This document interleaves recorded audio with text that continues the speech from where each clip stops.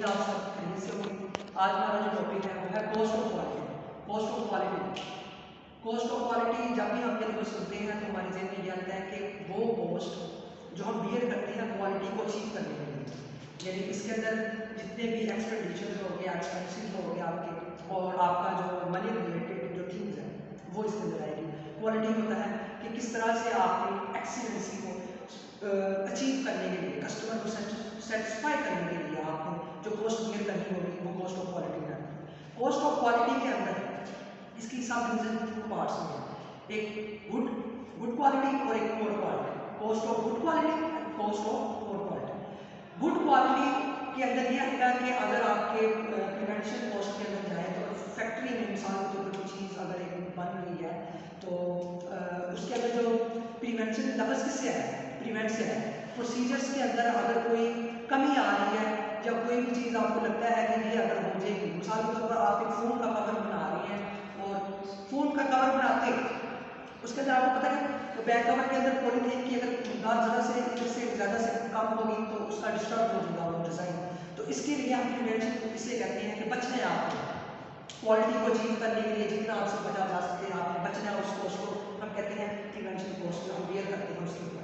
उसके अंदर आता है अप्रेजल कॉस्ट। अप्रेजल कॉस्ट वो होगी कि आप देखें एक चीज़ प्रोसेस हो रही है, ठीक है, बन रही है, मैन्युफैक्चर प्रोसेसिंग से जा रही है, उसको उसके अंदर एक्सीलेंसी को मेंटेन करने के लिए जितनी ज़्यादा आप हाई लेवल पे इंस्पेक्शंस करते हैं, इंस्पेक्शंस के अलावा आप किसी से सप्लायर से कुछ चीज़ लेने के लिए कह सकते हैं कि सप्लायर से आप कुछ चीज़ ले रहे हैं रॉ मटेरियल लेने के लिए आप जितना उसके ऊपर इंस्पेक्शन करते हैं, जितनी जान करते हैं, उसे कहते हैं आप अप्रेजल कॉस्ट के अंदर लेके आते हैं। उसके बाद आता है cost of poor quality. Cost of poor quality के अंदर होता है कि आपकी एक चीज़ बन गई है, ठीक है, बनने के बाद वो चीज़ बनने के बाद उसके साथ आपको पता है कि रीवर्क करना पड़ेगा उसके ऊपर, ठीक है।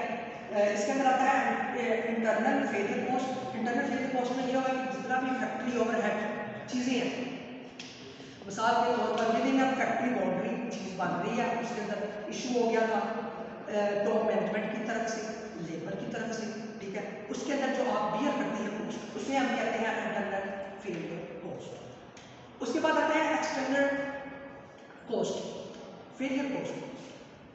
नाम से आपको पता चल रहा है कि जितने भी फैक्ट्री के बाउंड्री से बाहर हमको कॉस्ट वगैरह बियर करने पड़ती है, मतलब कि आपने आपकी फिनिश गुड बन गई है, आपने मार्केट के अंदर लॉन्च की है और कस्टमर आगे से क्लेम करता है कि आप मुझे वारंटी चाहिए, आपकी गुड क्वालिटी नहीं थी, कोई इशू आ गया उसके अंदर, कस्टमर सपोर्ट फिर आपको देनी पड़ती है, उसके ऊपर जो है कैरी कॉस्ट आपको बियर करनी पड़ती है। वारंटी को देने के लिए क्लेम जो उसका होता है कस्टमर राइट, ठीक है, प्रोटेक्शन राइट, तो उसके ऊपर जो कॉस्ट बियर करनी पड़ती है उसे हम कहते हैं इसके अंदर एक्सटर्नल कॉस्ट।